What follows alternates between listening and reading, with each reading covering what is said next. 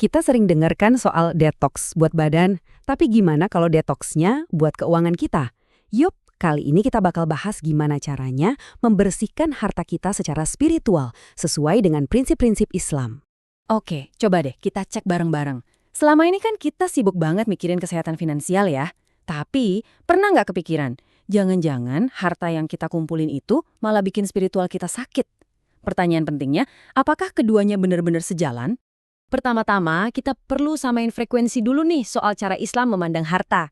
Ini bukan cuma soal punya-punyaan loh.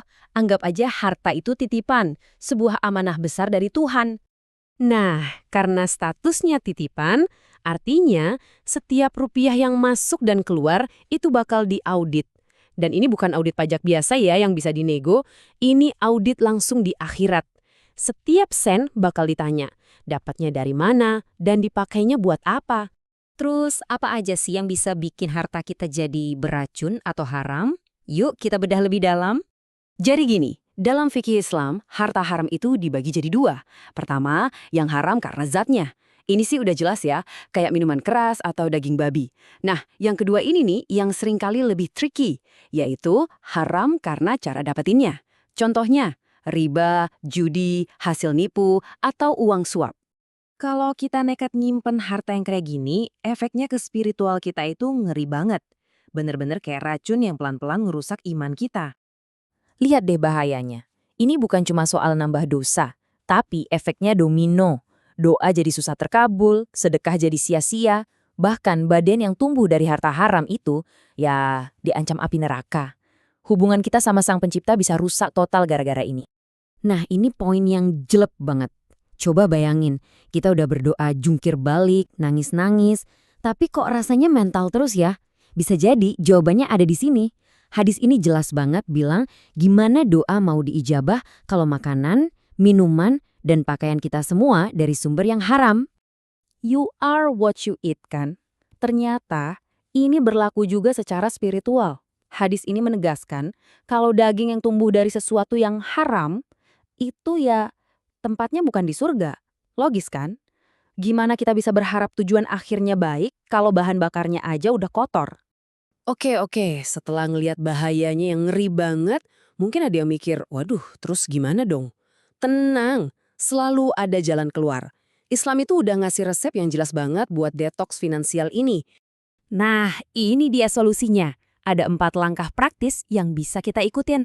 Anggap aja ini roadmap buat ngebersihin keuangan kita. Yuk kita lihat satu-satu. Ini nih poin paling krusialnya. Harta haram itu harus dikeluarkan, bukan dicuci atau dilegalkan. Nggak ada ceritanya uang riba disedekahin terus jadi halal. Nggak bisa. Harta itu harus dibuang total dari sistem finansial kita. Terus gimana cara ngeluarinnya? Ada aturannya. Kalau pemilik aslinya kita tahu, misalnya hasil nipu atau ngambil hak orang, ya hukumnya wajib dibalikin ke orangnya. Kalau kita nggak tahu siapa pemiliknya, baru deh kita salurkan untuk kepentingan umum, niatnya sedekah atas nama si pemilik asli, bukan buat kita. Nah, kalau barangnya emang haram dari sananya kayak miras, ya itu harus dimusnahkan. Oke, anggap aja pembersihan besar-besaran tadi udah selesai. Nah, biar harta kita tetap bersih ke depannya, ada perawatan rutinnya. Namanya zakat. Zakat ini fungsinya kayak filter yang ngejaga harta kita yang udah halal biar tetap suci dan berkah. Tapi ingat ya, ini penting banget. Zakat itu buat ngebersihin harta yang halal. Zakat itu bukan alat cuci uang haram. Jadi, proses tahalus atau ngeluarin harta haram tadi harus dilakuin dulu. Keduanya proses yang beda dan nggak bisa dicampur aduk. Lalu setelah semua proses ini kita jalani, apa sih hasilnya? Apa imbalannya? Hasilnya, wah, ini kebalikan 180 derajat dari semua bahaya tadi.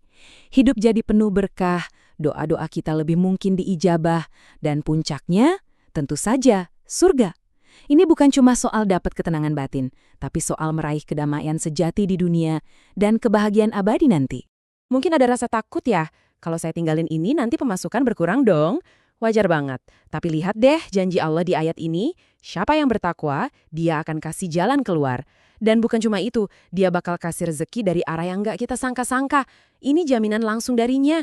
Jadi pada akhirnya semua kembali ke kita. Harta yang kita kumpulin mati-matian ini bakal jadi warisan kita. Pertanyaannya simpel. Harta itu mau kita jadikan bekal menuju surga atau justru jadi pemberat yang menyeret kita ke neraka? Pilihan ada di tangan kita masing-masing.